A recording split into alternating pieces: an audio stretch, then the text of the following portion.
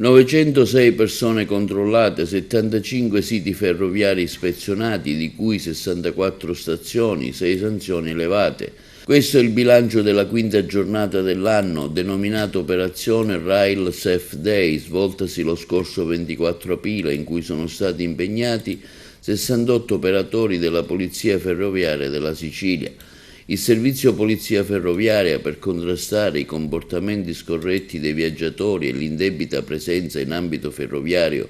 di soggetti che pregiudicano la sicurezza della circolazione degli utenti, ha disposto controlli straordinari su tutto il territorio nazionale. In Sicilia le operazioni sono state coordinate dal centro operativo compartimentale della Polizia Ferroviaria, che ha indirizzato le verifiche verso quelle aree ferroviarie dove statisticamente si verificano con maggiore frequenza condotte improprie da parte dell'utenza ferroviaria, come il mancato utilizzo dei sottopassaggi e superamento della linea gialla in attesa dei treni, l'attraversamento dei passaggi a livello con le sbarre chiuse e in generale la mancata osservanza delle regole vigenti negli impianti ferroviari,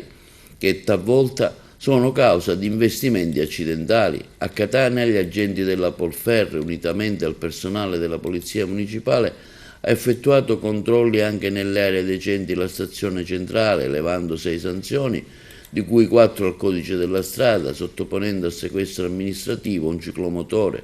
Altre 2 sanzioni sono state combinate al titolare di un esercizio commerciale per diverse violazioni, tra cui l'occupazione abusiva del suolo pubblico.